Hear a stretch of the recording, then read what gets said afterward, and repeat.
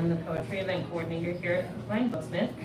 Today it is my absolute pleasure to host two wonderful translators, C. Francis Fisher and Alex Braslavsky.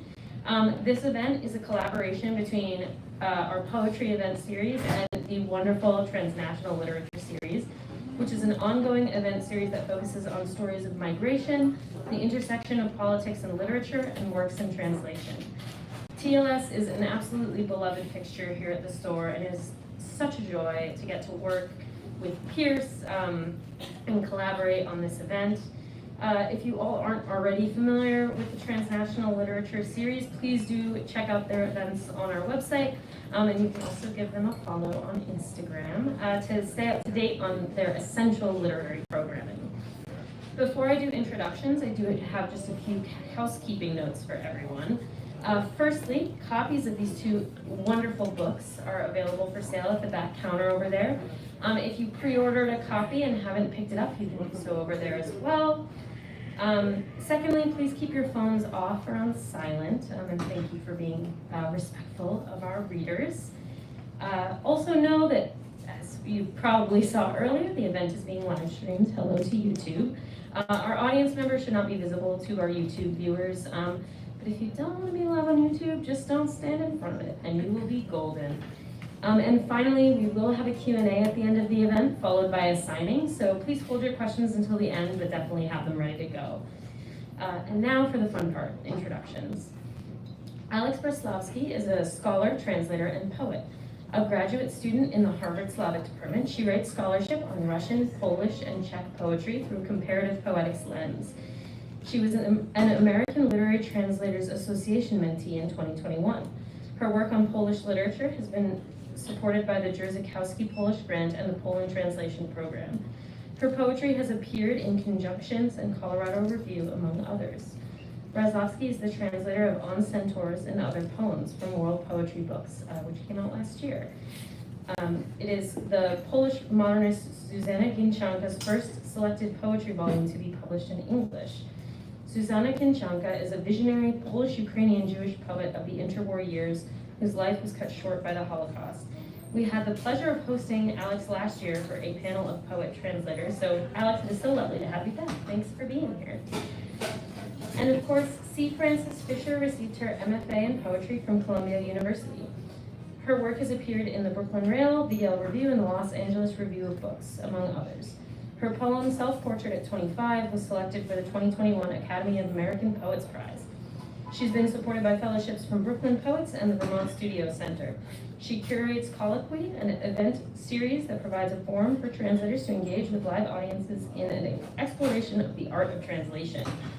In the Glittering Maw, which came out from World Poetry Books this year, is a selected volume of Joyce Mansour's poetry and is the first book of her late translations. In the Glittering Maw, being the first English language collection, is focused on her later works. And Joyce Mansour is an Arab Jewish surrealist poet who was exiled from Egypt in the 1950s and settled in Paris, excuse me. Thank you so much, C. Francis, for being here. Folks, these translators are really just doing spectacular work, bringing to light under-recognized women poets to English language audiences. Joyce Mansour was an absolutely prolific writer and an essential poet within the Surrealist movement. Zuzanna Ginczanka was a young visionary whose brief career was an absolute sensation in Polish literary circles. That these two translators have brought this work to us in English is honestly a treasure. I am so excited to hear them speak about it. I'm sure you are too. Everyone, let's give them a warm welcome.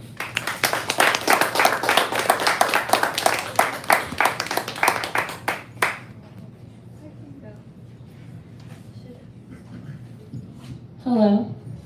Okay, I'm going to stand. I think that'll be easier. Hi, everyone. It's nice to meet you. It's a big honor to read alongside C. Francis Fisher, my buddy. And I hope that you are all doing well. I'm here to read some poems from this volume, On Centaurs and Other Poems. These are poems by Zuzanna Ginczanka, who died at the age of 28 in the Holocaust, but that's really not how you can encapsulate her. She, was writing poems, ballads at the age of 4. So she was really interested in poetry from a very, very precocious age, and kind of wrote a lot of juvenilia, and then published her first poetry collection in Warsaw on Centaurs, O Centaurach, in 1936, at the age of 19, when she was studying at the University of Warsaw, and was facing a lot of anti-Semitism at the time. And she was interested in all manner of things. She had a lot of biological obsessions. She was interested in cosmology, astronomy, all kinds of things. Very science-oriented in her poetry, which you will see. And wrote very prolifically. And there's a sense of urgency in her work, which I tried to get across. The first poem I wanted to read is called Grammar, which is a poem that she wrote when she was 16. And it's the poem that made her nationally famous in Poland. So this is the poem that really got her the national acclaim. And for context, Poles are very into poetry, so it's a very big deal to be recognized for your poetry there. And as was mentioned before, she wasn't of Polish heritage. She was of Ukrainian and Russian heritage, and she was also Jewish, but she selected Polish as her tongue of choice, and so that was for a number of reasons, which we could get into later. But you can kind of get across the kind of reverence, you can get the feeling of reverence for a language that she has in this poem. And I think I'll start by reading the first stanza in the Polish. Gramatyka. A wrosnąć w słowa tak radośnie, a pokochać słowa tak łatwo. Trzeba tylko wziąć je do ręki i obejrzeć jak burgund pod światło. So that's the first stanza. Grammar. And grow into words so joyfully, and love words so easily. You just have to pick them up and look, like burgundy against the light. Adjectives stretch like cats, and like cats are made for petting. Soft cats, warm and docile, purr, tenderness, andante, and maestoso. Soft cats have lakes in their eyes, and green, deep weed, herbaceous, at the bottom. I look sleepily into the cat's pupils, secret and glass and deceptive. Here is shape and form. Here is the indispensable essence, the concreteness of the essence of the thing, material embedded in a noun, and the world's immobility and the peace of deadness and stability. Something that lasts still and is a word concentrated in the body. Here are simple tables and hard wooden benches. Here their fibrous tissues are thin and wet grasses. Here is a ginger church which protrudes with the Gothic and God. And here is the venous, arterial, simplest human heart. Whereas an adverb is a sudden miracle, a surprise of rubbed flints, there was something, no one knows how. And now it is diagonal and across, and with both hands it wraps the thought, and it is surely sad and good. And pronouns are tiny little rooms, where on windowsills grow small pots. Each corner a souvenir from the past, and they are only for you and for me. This is a secret abracadabra, Laws of the love algebras are flourishing. I, that's you. You, that's me. Equation. I without you. You without me. That's zero. We love, enveloped by twilights, searching in small words as in dresser drawers. I, it's you. You, it's me. Equation. And pronouns are as secret as flowers, like tiny, tiny rooms in which you live in secret before the world. So just take the word in your hand and look like burgundy against the light, and grow into words so joyfully, and love words so easily.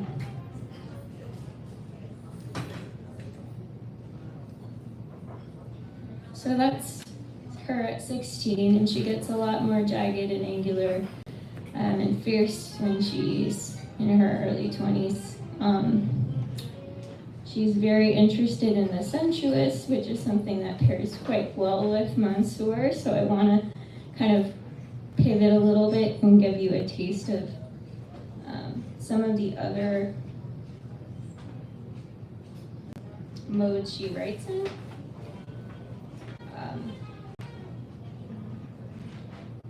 So I guess I'll just show you what this poem looks like first. This poem's called Dziewictwo, which means virginity.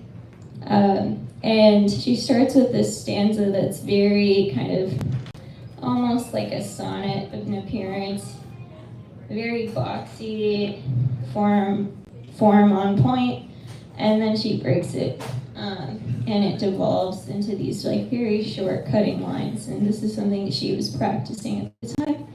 She was moving between these very long attenuated lines and these sharp kind of cutting lines, and was able to move between them and had a lot of control in her line, which is amazing for those poetry nerds out there. It's hard to do that.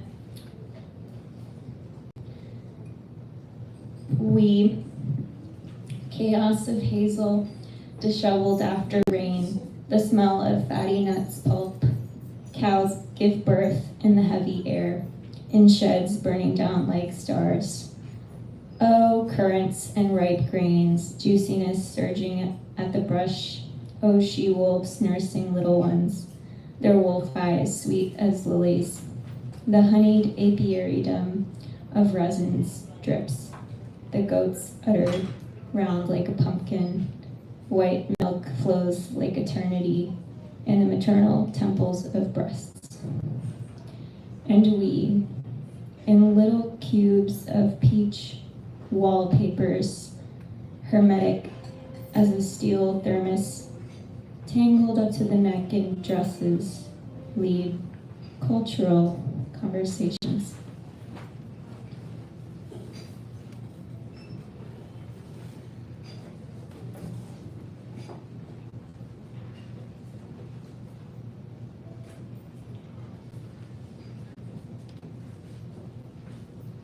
World's End. Piercing cherries, red apples, and ruby fragrant hearts in the bending branches, they unfurl a maturity cut in the sweet delay of June. I pick my hand through bramble and comb weedy greenery with my palm. Far off in the graying mist, gentle goodness and silence littered about. I wait inert, I wait for an evening that will shine for me in the moon's hilt. I wait passive, I wait for nights that will slide down the floral hillside.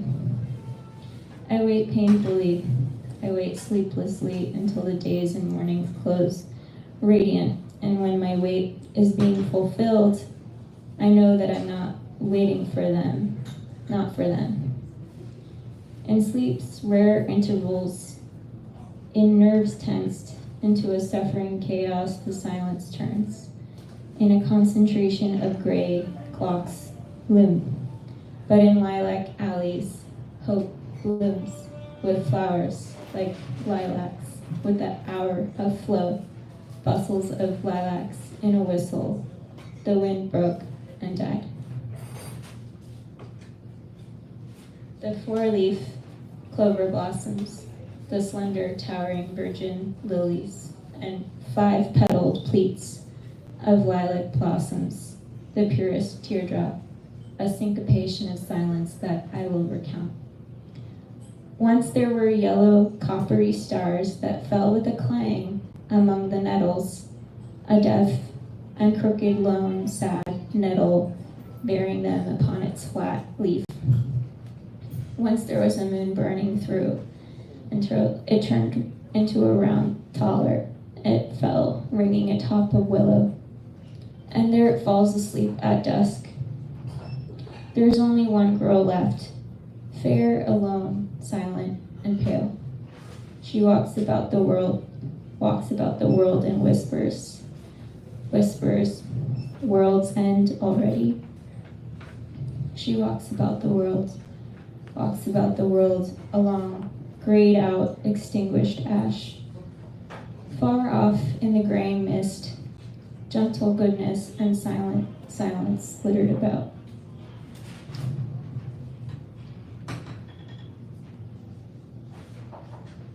So she was 16 when she wrote that.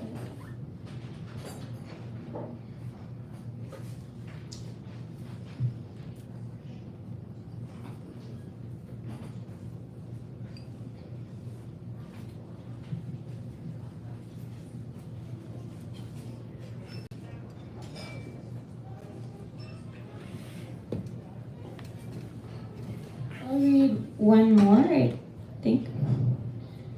This one is from 1939. So by this point, she was sort of pretty, not able to be out and about in society, but wasn't quite fully in hiding. I think might have been in Ukraine at this point, where she did choose to translate some Ukrainian poetry right around this time, before she went into hiding. So she was translating in order to continue engaging with the literary community. So this is Epitaph. And when the dark valley flowed through the dark forest, sliding over turtles, perching in tall anthills, leaping into throbbing streams, falling on the mosses, I chased your elusive smile that flashed with the mists.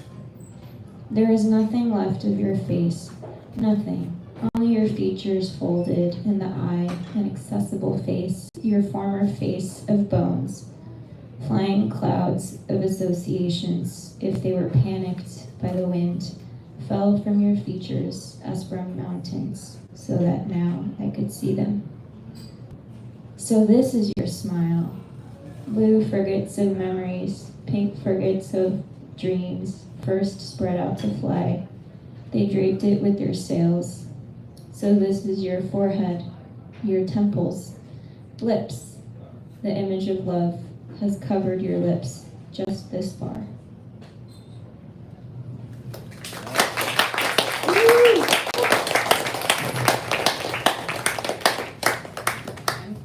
Stand over here if that's okay. Thanks, Alex. It's always such a joy to read with Alex. We read together at Boston University, and it was also great getting ready for this event because I was like, well, I can't pick the same things because Alex has already heard them. So it forced me to stretch myself. This is the book that I will be reading from. It's a selection of Joyce Mansour's later poetry. This book is from 1960, The Breastplate. When war begins to rain on the swell and on the beaches, I will go to meet it, armed with my face, coiffed with a heavy sob. I will lie flat on my stomach, atop the wing of a bomber, and I will wait. When the cement begins burning the sidewalks, I will follow the bomb's routes amidst the grimaces of the crowd. I will stick to the rubble, like a tuft of hair on a nude. My eye will escort the stretched contours of desolation, the dead blazing with sun and blood, will be silent by my side. Nurses gloved in skin will wade in the soft liquid of human life, and the dying will burn like castles of straw. The colonnades will sink, the stars will bleat, even woolen slacks will vanish without the giant space of fear. And I'll rinse my bare teeth purple with dithyrambic ecstasy, generous hysterics. When war begins to rain on the swell and on the beaches, I will go to meet it armed with my face, coiffed with a heavy sob. So Joyce Mansour was a surrealist, and we are coming up on what people consider the centennial of surrealism. She was a little different than a lot of her male counterparts, and also she was writing after the Second World War, which made her sort of late in the periodization of surrealism. But I've been thinking a lot about how surrealism is sort of primed for this moment in which we're facing, climate catastrophe and political catastrophe, and how this surreal is becoming so real, and the concerns of that, but also the political possibilities of this mode of writing. This poem is called Biography. The wise mists of autumn foliage, the lilacs, the whims, the tea of English nurses, the desert that wriggles behind the screen, the brother we marry, the grandfather we bury, the child that loses their teeth, the cobra we caress and who smiles, the murders of velvet and cream, the musical whispers of us on our knees, the parents who sleep in the canyon of night, milky sighs, iron-winged slaps, doubting mouths, dilemmas, the death of the husband who does not walk yet, the mountains with hiccups of snow approaching and receding, with each misspelled letter of the child who begs and who balances between the frozen leaves and their 13th year, sure of their power and the rise of love, sure of their power and tireless death. Mansour was fascinated by death throughout her life, but also gave a lot of space for the desires that women feel, the potential perversities that women feel, and really opened this. That's why she's so valuable to me, for the space, the emotional space that she opens for women.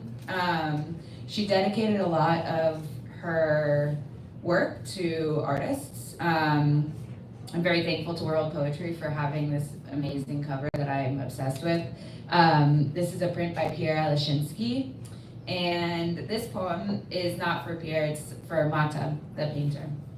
Beneath the central tower, hands wandered over the keys, and strange words issued from her, floated on the surface of the stream.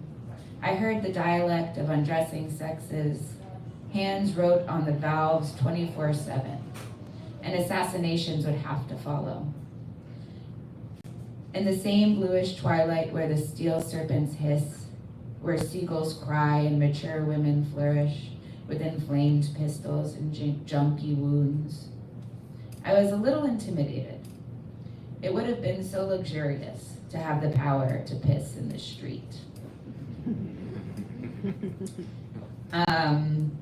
All right, more street stuff. The trace of fog, of despair. I will eat the earth tomorrow.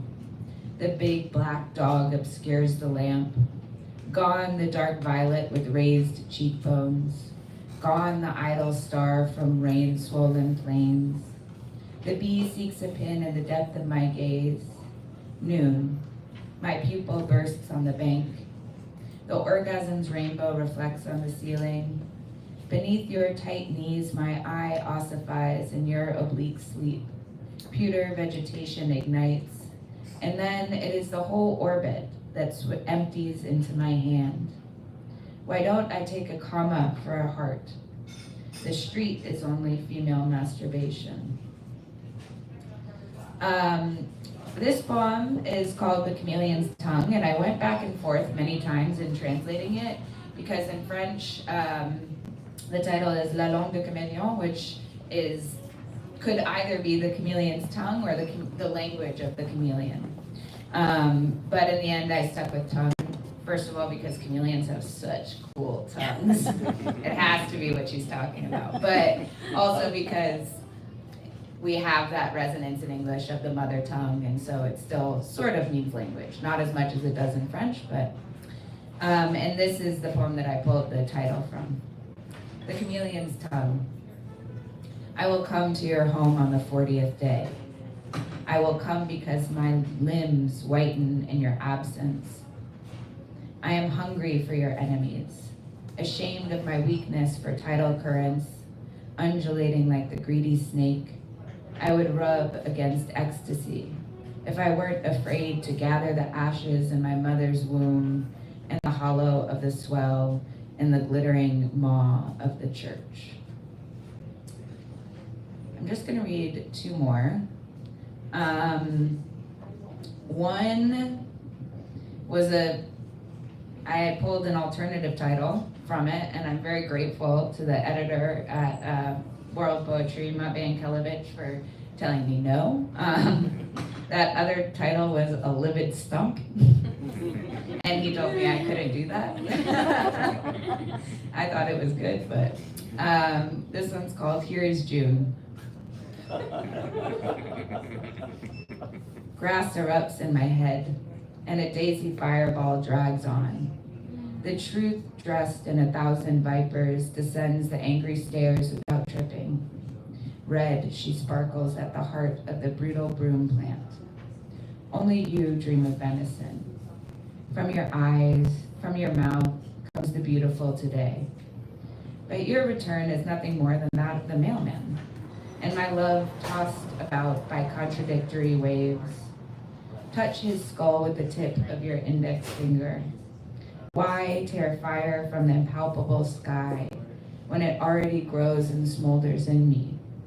Why throw your glove into the crowd?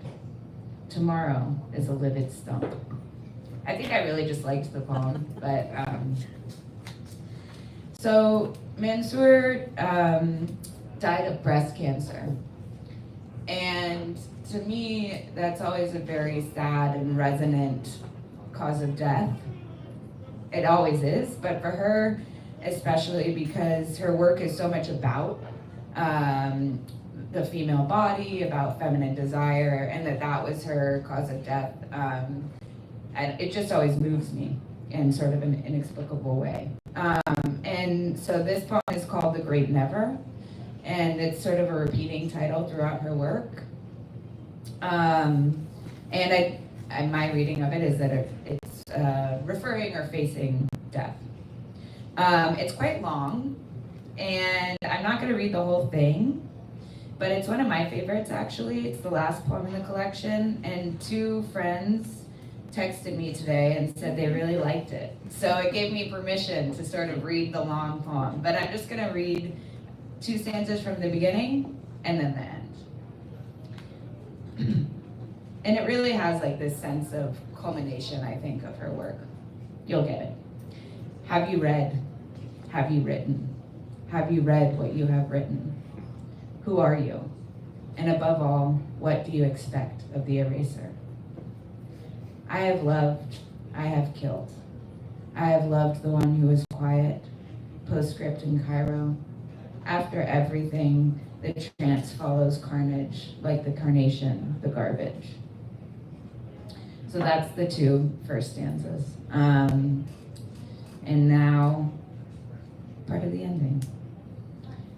Wash your eyes in urine. Rinse your mouths in urine. Drink the urine of your sacred cows in the secret boot of a legless man. Forget the Orient. This is life. Twilight spreads like an ass on a bench. Everywhere the pretty afternoon dies. Mourn in order to laugh. A disemboweled mole stains the path with its innards, not the rat. Animal of order and spite, the rat dies standing, facing the oppressor with bared teeth, uselessly voracious in the soft peat. The frame of the horizon fades into the dark. Death brandishes its wrinkled gut before the door of the wombs. This is life. Tear 3 fingernails from the incarnated corpse, 2 warts, a flat foot, simulate an erection, break the hymen of the stubborn low base, and come back tomorrow, vanquished by insomnia. It is life that announces this is life. So much goes with the head into the water. The eyes are going to drown in the cannibal pillow. This is sleep, enumerator of solitudes, rat race in the alley of the womb from the dune. The obsession turns in circles, upright on its spurs. To what end are the decorations, the flowers, the perforations? Once the tongue sticks out, you have to milk it. Certain superstitious ideas circulate. Others take root in insomnia's corridors. Luther advises mockery as a light weapon against specters. Joe had a sense of humor, but his mother didn't. That's all bullshit, he said. And Honorine let herself be taken from behind without forgetting the customary genuflections, the fixed stare, garlic and salt sprinkled in the image. In the sky of the invisible sun, the dazzling eye bleeds, turns, revolves, gurgles, an eye crowned with spines, great bowl of limpid sleep, hanging like an icon on a nail. A medal, Monsieur Abo, to weigh on the eyelid where the floor is wet. The fierce eye blinks behind the fontanelle. Let's pull it out like a bad tooth. Better to be short-sighted than clairvoyant in a world of little rodents.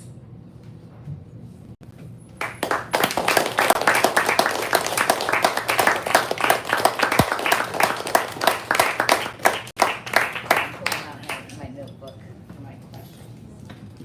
So now I think, I don't know that this mic is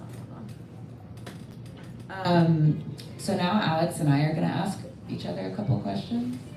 And then you guys can ask us questions. We're back in the hot seat. It's a little bit of choreography just to keep everybody awake. So can I ask the first question, Alex? Yes. Somebody asked if I was nervous, and I'm like, I wasn't nervous for the reading so much, but I am nervous to answer Alex's questions because she's very smart. They're not complicated. So both of these are Jewish poets.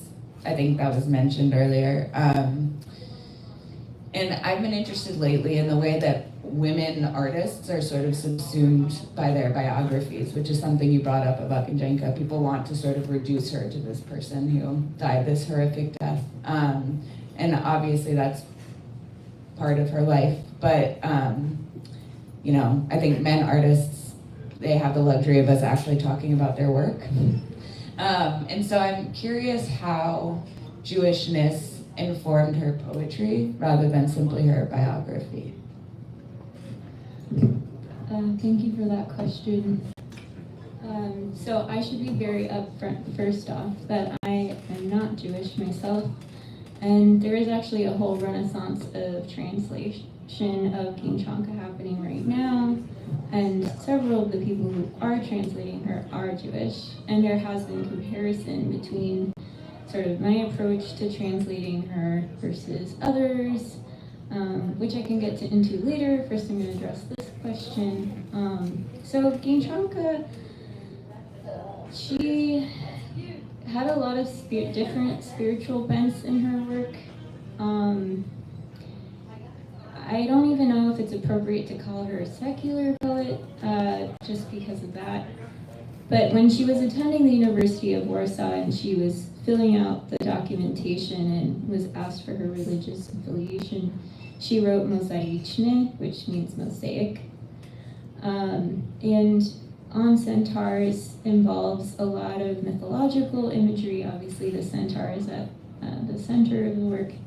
And what she is really obsessed with there is the image of grafting. So like this idea of that part of the centaur, which is like between the horse's body and the human's body, that's like what she cares about the most, is that moment of hybridity. And when I did a talk once, when I was very early on working on her, people brought up the fact that her whole life was hybridity. She lived this hybrid life. She was very young, but writing very adult poetry. She was Jewish in a Catholic nation. She, wasn't of Polish heritage, but she was writing in Polish. She was once called Tuvim in a skirt by critics. So Tuvim was a mentor of hers, and he was the leader of the Skamander poetic movement in Warsaw, and he was Jewish. And so she really could never catch a break in terms of all of the scandal and criticism. In fact, she wrote a lot of satirical poetry, which I didn't translate for this volume because she was constantly being criticized, and she was constantly clapping back, if you will, in her own satirical poems.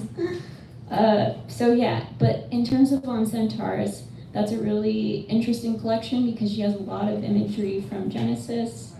So she reverts moments of Genesis. For example, she writes, "This flesh becomes word," rather than "the word becomes flesh." So she's sort of creating her own origin myth via some of that biblical imagery. So God is definitely present. God sometimes appears without a capital B, which is very, strange for Polish literature, so kind of irreverent. But God is like one among deer. There's at one point in the collection, there's a kind of a herd of deer, and God is flanked by all of these deer. So it's she's very interested in nature, but she's complex. I think she's definitely reading other spiritual texts, and so she's really not limiting herself. She has poems about astrology as well, particularly kind of nasty heartbreak poems about astrology as well. So I don't know if that's quite the appropriate answer. In terms of her final poem, her most famous poem, Nononis Moriar, which she wrote, which I didn't read today, in large part because I don't think my translation of that poem is the best one. But she wrote that very angrily in response to the neighbors who turned her into the shubo. So it's odd. It has tones of anger in it, tones of quasi-forgiveness, but in terms of acknowledging her own Jewishness in that poem, she actually writes Azhe for Żydowska, which means Jewish in Polish. She just put the initial. She didn't write the whole word out in that final poem, and when I was translating it, I wanted to keep it that way to kind of get across that feeling of silence, but it wouldn't have made sense to audiences, and but scholars have made much of that initial, and the fact that she didn't write the whole thing out. So I don't know if that answers your question. What about for Mansour? How is Mansour thinking about her Jewishness in her poetry? Yeah, I should have known that you were going to ask me that. I can ask another question. No, I'm happy to answer it. Okay. That's actually, so she has some poems in this that I've translated in this collection where she takes biblical figures and sort of reimagines them in a way. She's sort of perverting the narrative, I would say. She does it with Lot's wife. She does it with Eve. It was very strange to me because when I was translating this collection, I'm also a poet, and I was writing poems that were persona poems with the same characters, and it felt very fortuitous and strange. But I think she she was not religious in her life either. I would say that the way that her Jewishness comes through to me in this work is as this kind of perpetual feeling of exile, both because she was exiled from Egypt, and you definitely feel that while reading this collection. She wasn't exiled for her Jewishness, but her family left Egypt, and so that sort of sense of this historical, exile kind of coincided with her personal exile. And I would say that's how it comes through to me. Okay, I want to follow up with another question. So you've continued to translate Mansour. You're very dedicated to this woman, and she published 16 poetry collections and wrote a lot of prose. So I wanted to ask, sort of, how has it been translating some of her prose now that you're moving into new projects, and how are you curating that work, and how does that feel for you? Is her prose very different from her poetry? So her prose is harder, I would say, because you can sort of live in the world of her poems to less psychic detriment, I almost feel like, than with her prose, because it's just so wild and surreal, the prose, that it becomes harder to translate than the poetry because it's longer, and so I feel that, but also at the same time, it's equally rewarding in the terms of she builds a world in her prose that she definitely builds in the poetry as well, but it's more fleeting in the poems, I think, and there's really something to sort of like live in the prose. She also has some like autobiographical kind of prose towards the end of her life that's really fascinating. But yeah, I mean, I'm not giving up. I feel like she's such a unique voice, and one that I feel kind of so connected to, that I'm happy to be continuing to work on her prose. We'll see what happens, looking for a publisher. If there's any publishers on YouTube. Let me open my little book. I have more questions for Alex. And I hope all of the audience members are thinking of their questions. So another similarity between Mansour and Ginczanka is their choice of language, or the fact of them choosing a language very devoutly almost. Mansour grew up actually speaking English. Not much Arabic in the household, as far as I can tell, from biographical accounts. But when she married her second husband, he was like a huge Francophile, and he would only speak French. So that was sort of how she learned it. And then, of course, they moved to Paris, and she met all of the surrealists, and so that was sort of her adopted language. And so that's sort of a resonance between the two poets. And I'm curious about, your thinking on Ginczanka's adoption of Polish. In terms of why I suspect she chose Polish, she was abandoned by both of her parents in 1917, the year of the October Revolution. Her parents were both from Russia, and they left her with her grandmother in Poland. And then her mother went to Spain, I believe, and took a lover there, and her father moved to America to become an actor. I never figured out whether that happened. But she sort of grew up in her grandmother's shop. It was kind of like not all you can eat, but it was like anything you want to see, trinkets wise shop.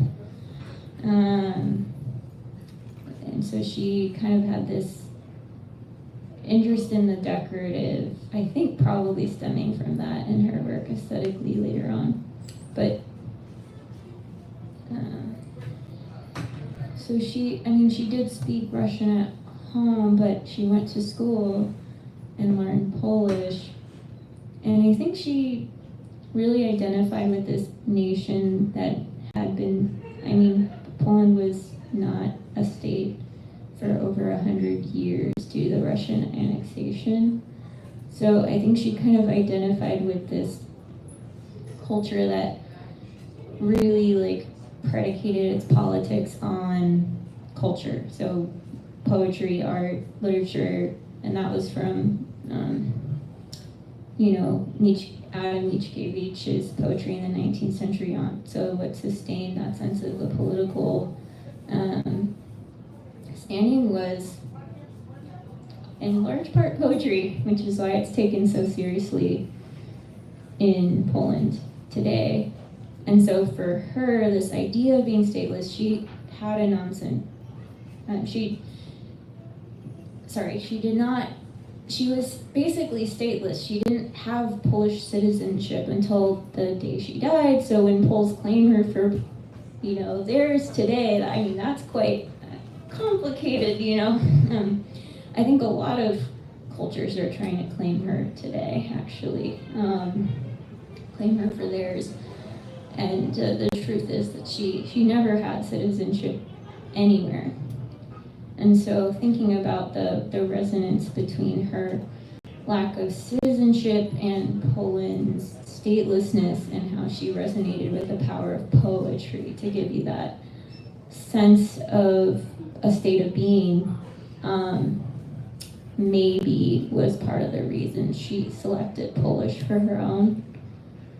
It wasn't a hegemonic language like Russian was, and it really had poetic prowess, and it had a lineage and power to it that she wanted to participate in. And she very much wanted to be considered a Polish poet. So in many senses, it is a good thing that she is considered a Polish poet today.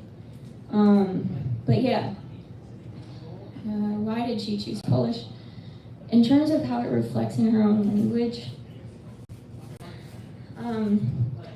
I'm still training in Polish, so I don't have all of the sense of, her, whether her language was off in any way or unusual. She was already unusual and doing strange things. So there's that. Yeah, I think she had a lot of facility with the language, which is definitely the case for Mansour, right? You get the sense that he just owns French, Yeah, but I think in a funny way, that might be because she was born and her native language was English. People who are French speaker, I'm not a native French speaker, but I've, studied French for a long time. And her sort of directness, that kind of confrontation that you feel in her poems, that's not a very French thing in terms of literature. They have a lot of long and winding, sentences and complicated syntactical kind of moves. Oh my God, so many puns. The French love puns. And those interests are not quite her interests. So she does, she has a formidable presence. Maybe that's why what I resonate with so strongly in her work. It's so distinct. But almost for that fact, it's that is almost the stamp of her Englishness in a way. I think I see our lovely host directing us towards an audience Q&A. That is in fact why I'm here. Thank you both so much for that really engaging conversation. It's lovely to hear more about the biographies of these two poets. It is now our audience's time to shine. If you guys have questions for our translators, please feel free to raise your hand. I do have a question to sort of start us off. We've talked a lot about how sort of essential these two poets' works are in bringing them to English language readers. And so in a sense, I feel that there's maybe a sort of urgency, perhaps, with these two collections and translations. I'm wondering if you feel that sort of pressure or that urgency in your work as you're translating, and if so, how do you hold it or keep it at bay if it feels overwhelming? Yeah, I mean, I think Alex talked about there being other translations coming out of the Ginczanka, and it's true of the Mansour as well. There's been a smattering of other collections, some of which are out of print, and then a new collection of the city out from City Lights last year. That's more like, if this is sort of her later work, that's more career spanning. To me, I feel like the interest makes my job easier because there are multiple people working on her. I don't feel like the weight of a sort of legacy on my shoulders.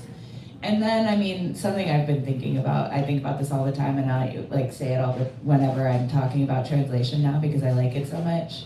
I was at an AWP panel in 2022, and one of the panelists said, you don't have to worry about doing damage to a translation, doing damage to an original, because if the person wants to learn French or learn Polish, like that poem will always be out there in the original language. And so that really freed me up to be, I feel much less anxiety about translation when I think about that, or about, bringing somebody's legacy into English. Like the English version of these poems is my own. And so I don't necessarily feel so weighed down by a legacy, I guess. Urgency and legacy. Urgency, I talked about this in Catherine's company before, and I do believe that these poems should be translated with a sense of urgency, or should have been a long time ago. Just a sense that she wrote these with that sense of urgency, knowing that she probably would die, and that's just the reality. From a young age, probably she was thinking on those terms, which is why she was producing a lot of work for a child. So I think she had a sense in which she wanted to get a lot done poetically and quickly, because she didn't know how much time she had. So she treated her work very seriously. That doesn't mean she was sloppy in any way. She's very concerted in her decisions. But I do think that the amount of work she wrote before she passed is quite incredible. So I guess that kind of affected me as I was translating. And so I did work pretty quickly.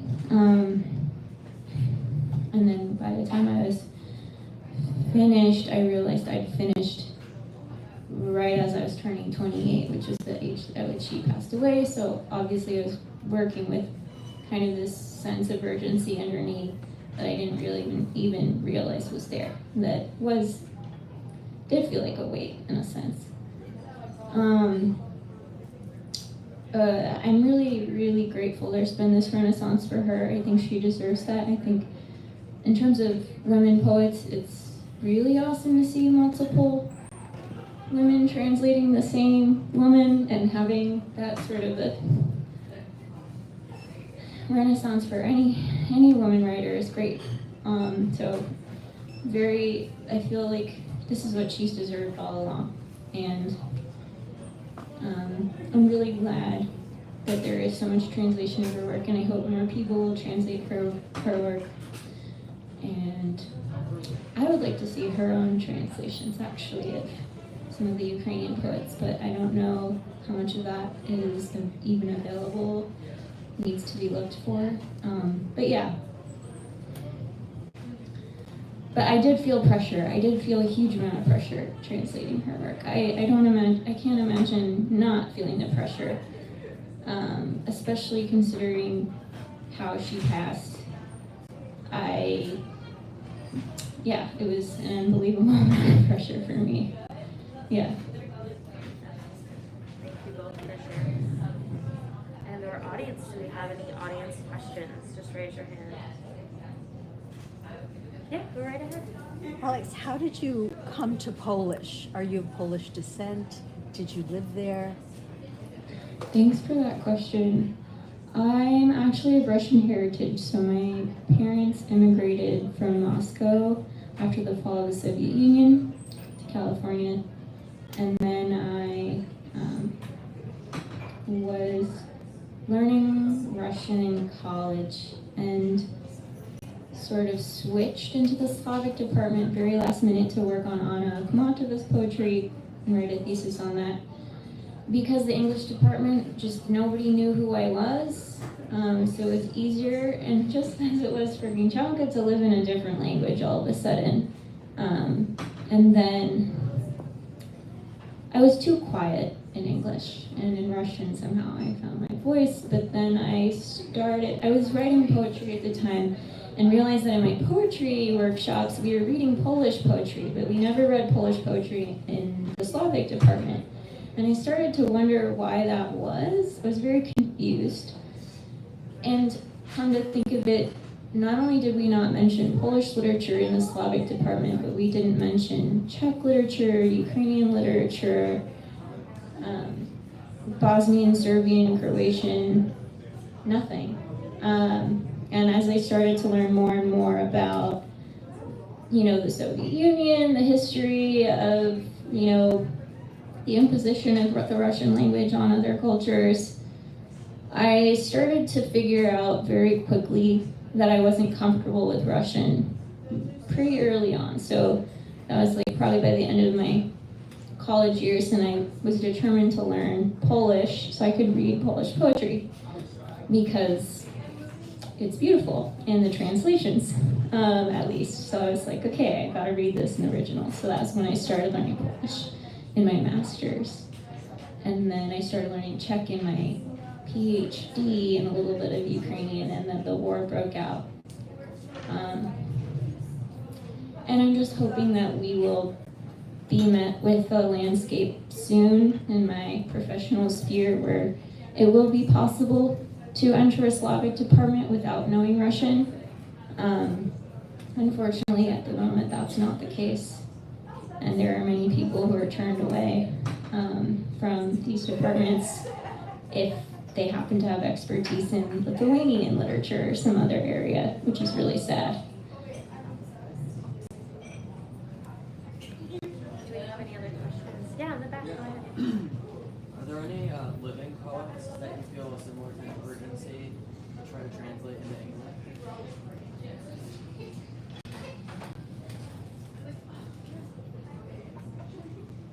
I'm thinking. Am I thinking, please? I mean, definitely. I can't think. I mean, I feel like I'm so much in this hole of Mansour, which I'm happy to be in. But I'm sure there are. I don't know if I know what they are right now. Yeah.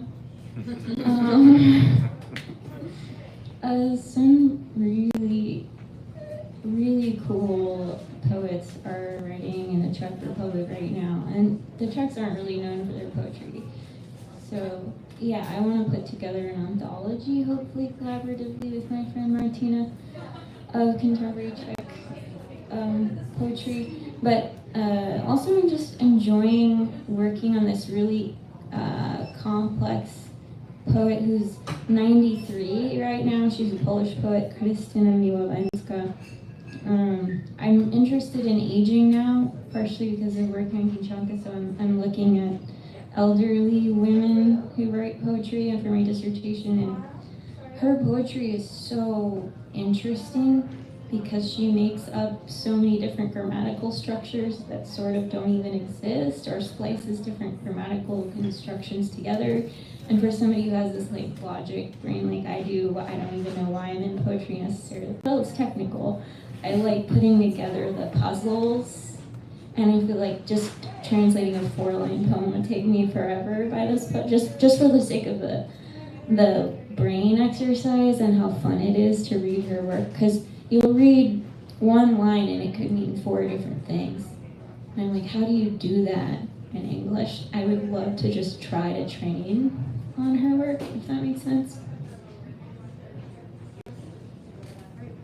We do have time for one more. Yeah, go ahead.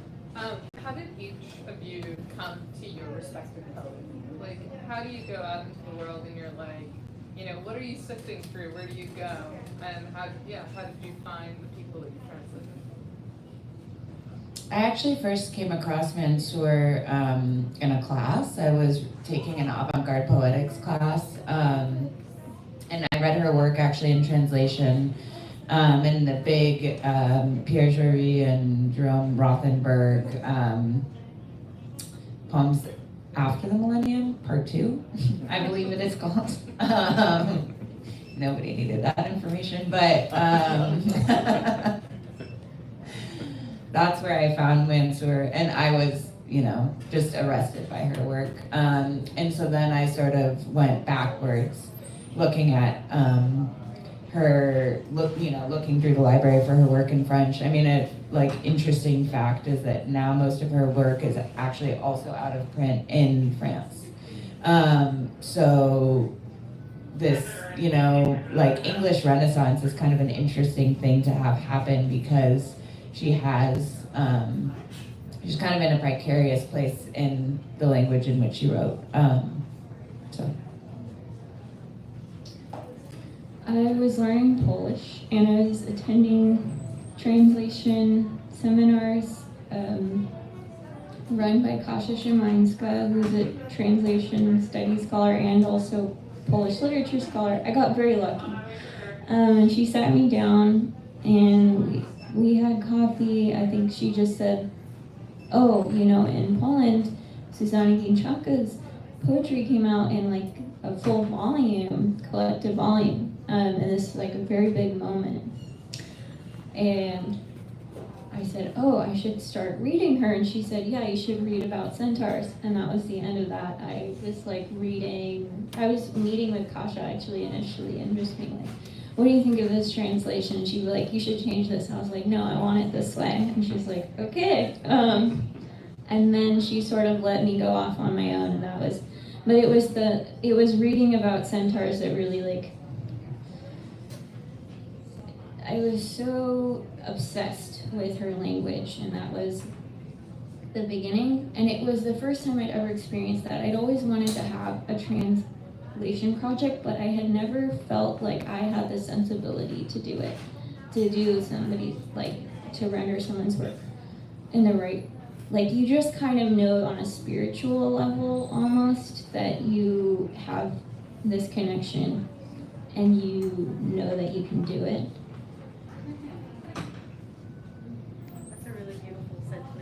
What a lovely note to end on.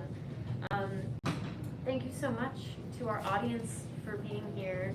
And of course, thank you both so much for sharing your work and speaking on your translations. It's really wonderful to have you. Let's give them one last round.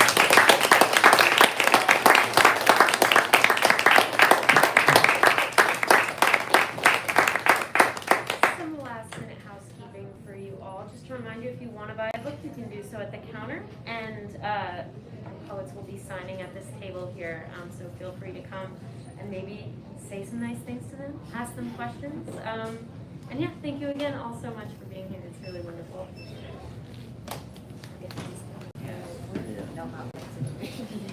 What's that?